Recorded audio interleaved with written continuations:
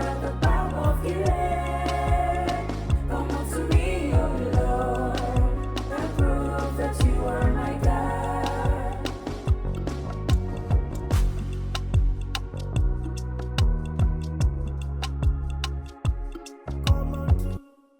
Alright guys, welcome to another amazing moment of tutorial right here with Victor, and I want to say happy new year to you guys and happy new year to all of my subscribers, and I wish you guys the best in the new year, and I wish you guys more music and more good productions as of this year to come. So guys, today's episode of tutorial, what we are going to be talking about today, I'm going to be showing you guys how you can mix your gospel live drums and instruments and other chords that follows. Now that's what we are going to be doing on this tutorial. So we are not going to be talking about the mixing aspect of the vocals, so I'm going to be muting every vocals that lead to that. So we are going to be focusing on the drums, and if you feel that you are interested in the vocal mixing process of this, then you can drop a comment that you want so we can make a video for that. So let's see what we first have. So we have our drums and our pianos and chords, everything is ready here. So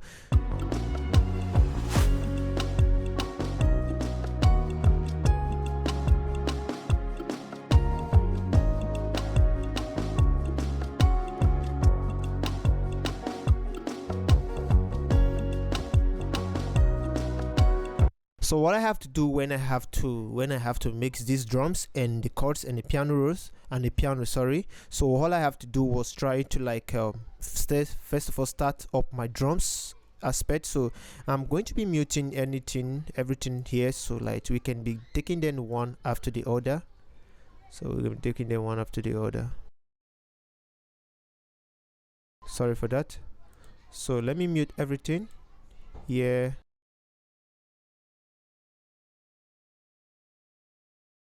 Alright, so I'm going to be muting everything, and then we are going to be mixing. I'm going to be showing the process of the mixing.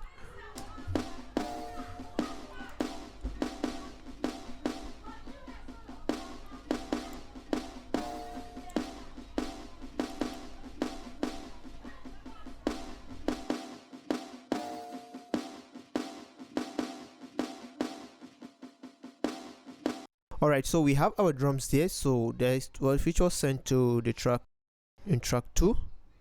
So all I have to do there was let me just mute this. So let me mute it so that we can start it all about like in a raw form.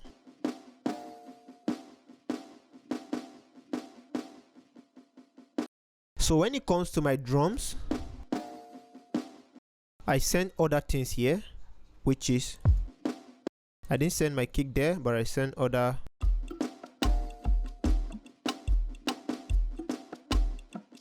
So this is it comes with a 2 kick. So this comes with 2 kick. So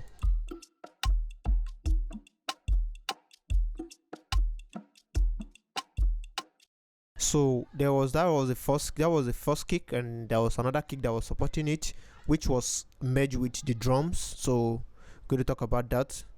So this is my drums all together.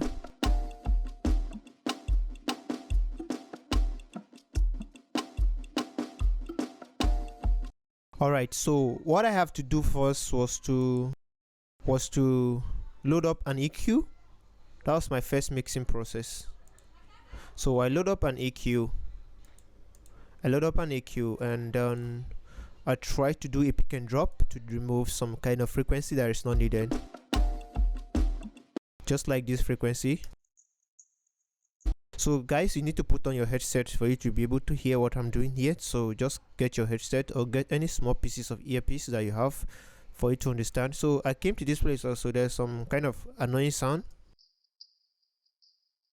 so I don't really like that, and I have to get rid of that in case of the mastering process, so that I won't be getting something harsh each time I'm trying to master my sound. So the next thing I did was to add a NLL bus from Wave. So I like to use this on my drums, so I have to just put on my drive all the way 3.0 here. So you can just choose between this preset here, the Spark, the Make, and the Niveau. It's just your choice on what you want. So for me, I think the Niveau goes for this drum, so I have to pick that. So let's listen. So without, so with it, so you can actually drive it.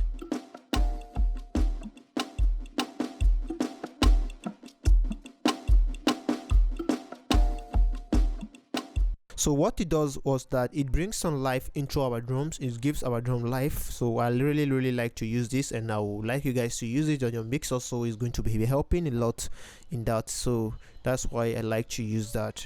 So the next thing I have to, so I don't want to touch any setting here, I just want to leave it the way it was. So the next thing I have to add was a virtual mix track. This is from Slate Digital, and I love to use these plugins a lot. I use it on my vocals, I use it on my mix, beat mixing also, because I love the feelings that it brought to it. So it's loading up. Alright, so we have it here. So all I have to do here was to, so I want us to listen to it with it first.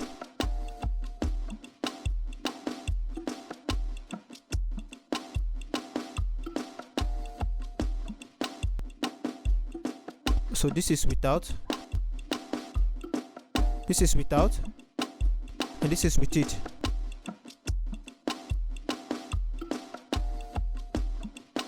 So I really do compress this drum, because I feel this is a gospel music, so I feel I don't want drums to be overcrowded and disturbing. So when I have some stuff there, so I use this to compress it a little bit, compress it very well, and then I use it to bring some brightness into it also. So first of all, I have to drag my EQ into this, which I have to boost it a little bit at this range, at the high end, and boost at the mid range. I didn't touch anything, but at the low aspect I have to boost a little bit, as you can see. So you can also copy my setting if you want. So at this stage I didn't touch anything concerning that. So I put on this also, and I didn't really touch anything, because I just want some little compressing to be done. So you can see.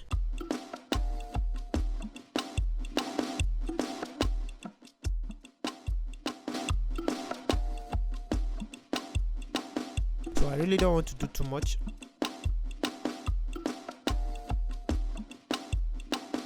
So I really don't want to do too much at that aspect because of my snare. I don't want to do too much because of my snare here. So the next thing I have to do was to add a custom series, and to boost, to add some kind of low end to it, some thickness to it. So I use this compressor to compress it, and then I have to play with my threshold and my fast and my attack. So let's see.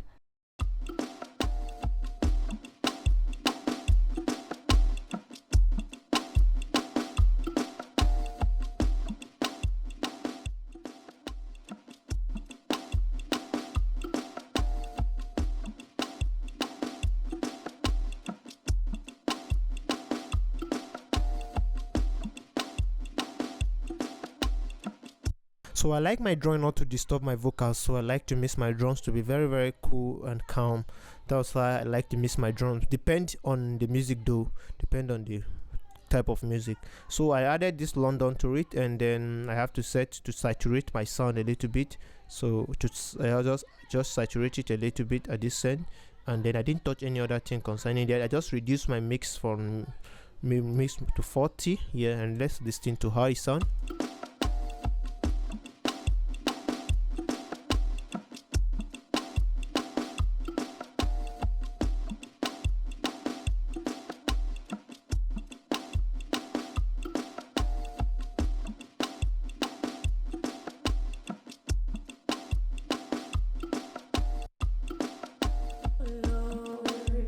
You are at the bottom of Gilead. Come unto me, O Lord, and prove that you are my God. You are my healer, O Lord. You are at the bottom of Gilead. Come unto me, O Lord, and prove that you are my God.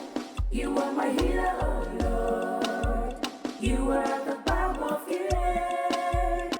So at this stage I like the way it sounds already with my vocals. So what I have to do was to go straight to my kick and then touch my kick a little bit. So let's let's see what I did with my kick. So this is my kick, and so what I did with my kick.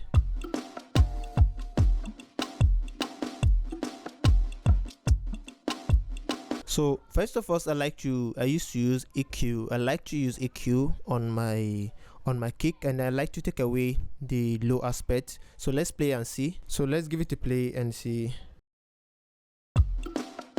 So I like to take away the high frequency out of it, because sometimes it makes kicks to sound so noisy and not too thick enough. So I like to drive that out.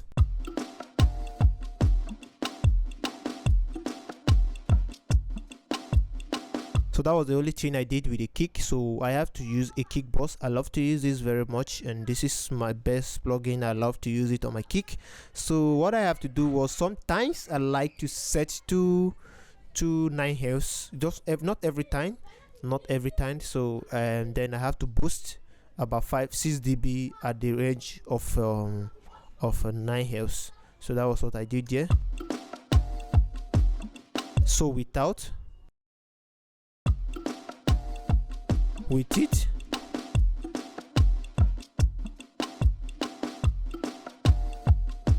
so you can see the strength it brought into it. It gives is some kind of powerful sound, which I really like. So that was all I did around there. So I want us to talk about the aspect of our instrument. So we have a lot of them here, so let's get down.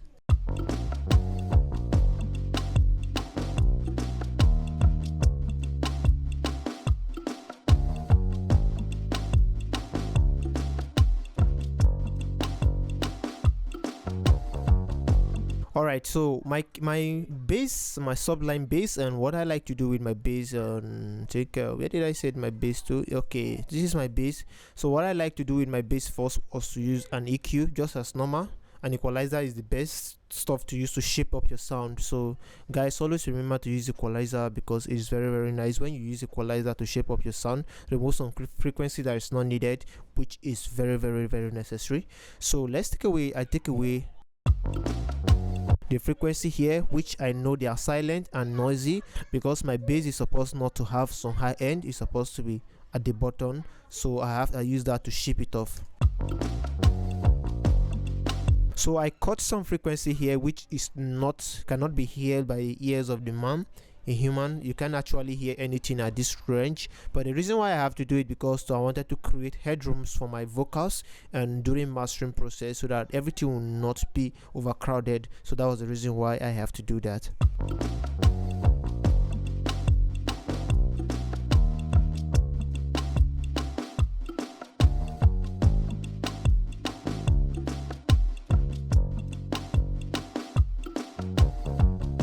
So I like to use kick boss on it also. So without the kick boss,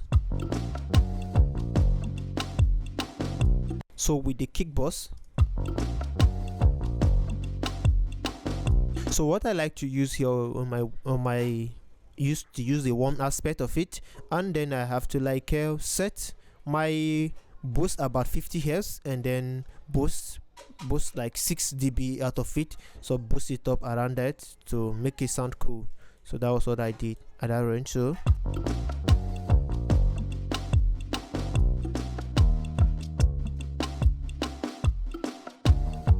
So without the kick boss, you can see that there are a lot of difference and what it was actually changing inside of it. So let's talk about other thing I have to add, which is our compressor. So I like to use the FET compressor. Very nice in the aspect of bass and kick. So sweet. So I love to use it. So let's turn it up. So if you have been watching my video, you can notice that I love to use FET so much. And then so it's very nice. For bass, I love it. So sometimes I use it to boost up the sound of my whip. So what I did here was to touch my input a little bit. So I leave the rest at default. So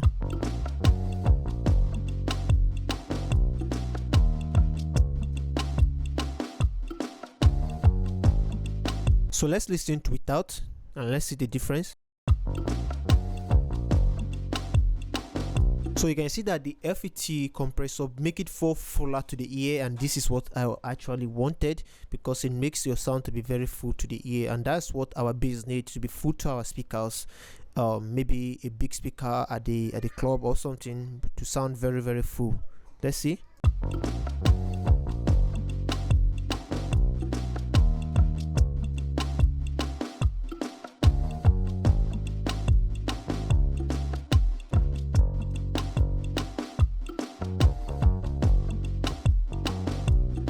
So that was what I did with it, and it was sounding fantastic and I like it.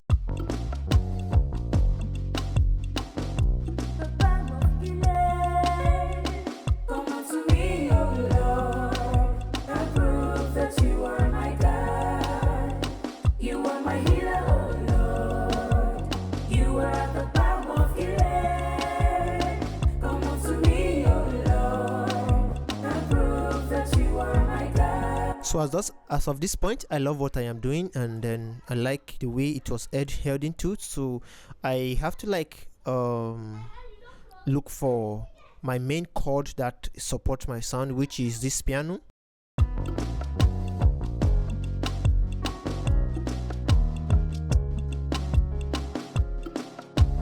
So this piano play all the way on the sound, so I like to treat the chords that play all the way in my sound like they never stop, they are just constant on all the songs. So I like to treat that first, so let's treat that.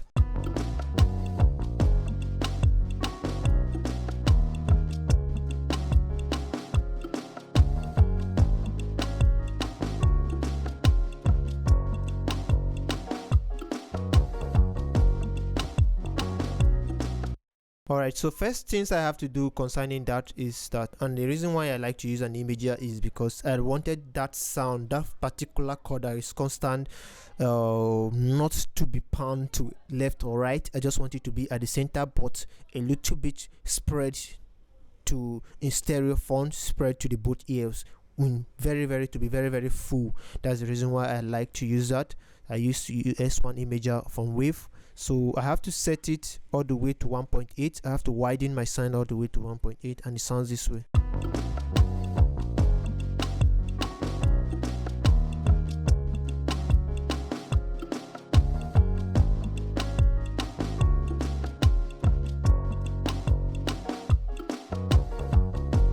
So guys, don't forget to subscribe to my channel, and don't forget to hit the notification bell, and don't forget also to comment on this channel, because try to support this channel for more of this content to come. And then I also have a Facebook channel whereby I do a lot of things. I drop a lot of things that you guys love. There are things I posted on Facebook that I won't post here also, so do by hitting the like button on Facebook also. So I'll be dropping the link to the Facebook at the description box for you guys to go check it out.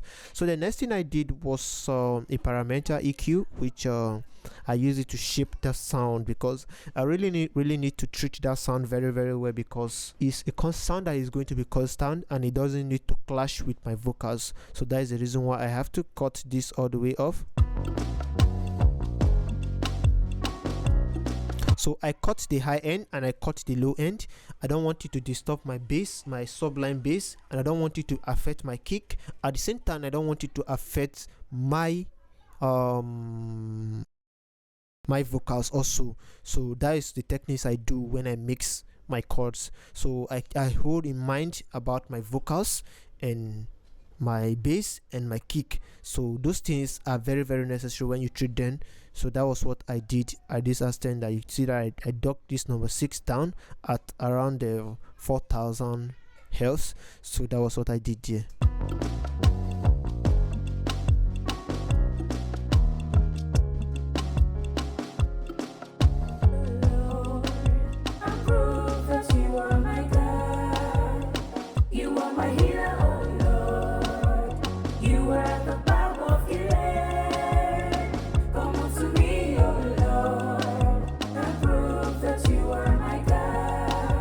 So you can see the way everything was sounding very good and very clean.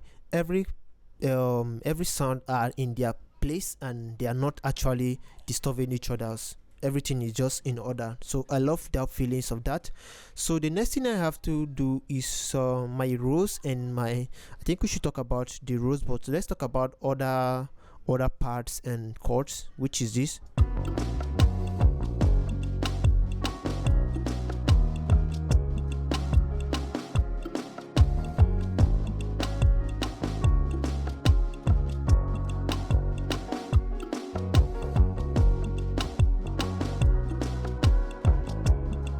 So you can see that pad, you can see the way it was sounding so touching and emotional. So it was also playing throughout the songs also, but I really needed to treat it differently because it comes in two. So there are some who are panded to the right and the other one was panded to the left with different kind of sound. So let's listen to the first one. Let me turn off this piano.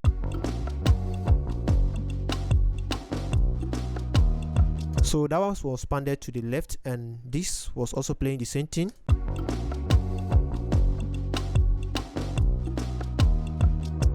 So once they comes together, they make it full, and that was what I love about it. So I treated that separately. So what I did here was just to add only compressor to it. I didn't touch anything concerning that, and the reason why I have to add a compressor to it was because I wanted to tame the volume to stay equally and not to go higher than how it was before. So that was the reason why I was putting it. So it was not actually necessary, but I have to do it because this is music and sometimes some plugin fails, so I don't really want it to go above what I want. That was the mindset I have inside my head when I was doing it. So it was nothing much, it was just kind of creativity that I feel it will work. That was why I did that. So I just have to turn my threshold all the way to 20 here, minus 20.9 here. That was the only thing I did, and I set my release to all the way high, which was about 250. That was what I did there.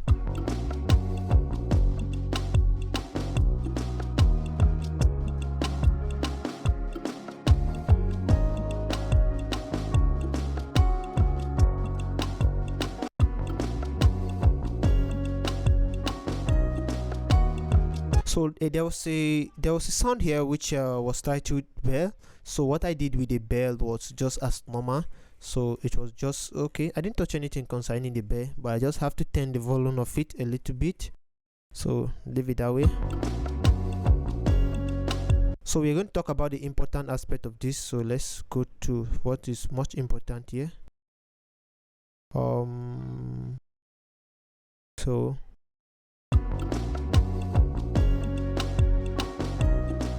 So I have a strange.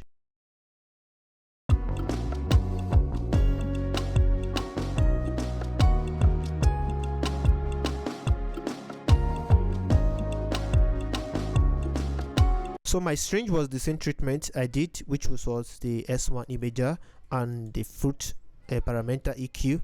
So that was what I used on my string also. So that was what I did. So others.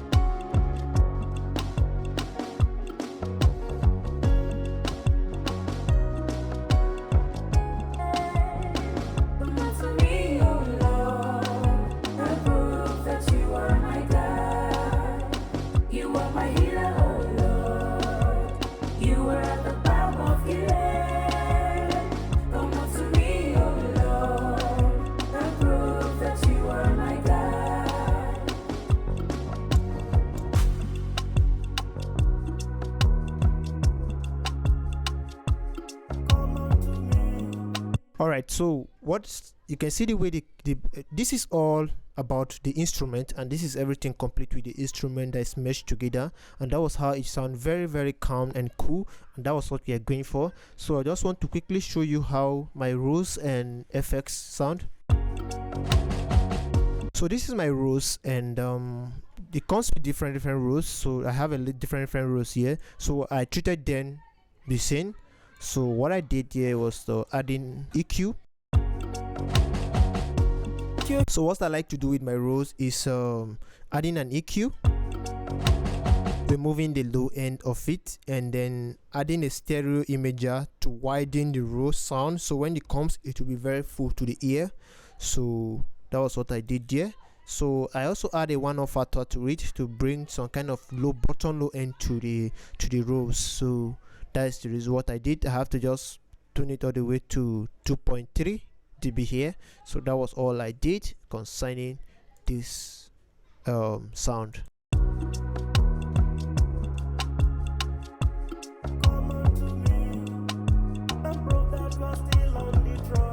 So alright guys, so as you can see, thanks for watching this tutorial and thanks for picking up your time to get some knowledge from me. Now what you can see here is that we have a lot of vocal processing here, which I didn't turn it on. I was just only turning off the backup on because of my CPU. But if you're interested in the mixing process of these vocals, it's already done, and the mastering process also is already done. So this is a work for my client which we have already worked on. So we have already released the music, so I decided to like come up to break down how this one goes. So even the mastering process is also available, which I'll be talking about that one after the others. But for now, we have to talk about this, and if you love the mixing process also, we are going to be talking about it in our next tutorial. So don't forget to stay tuned and don't forget to subscribe to my channel. So guys, thanks for watching and have a good day.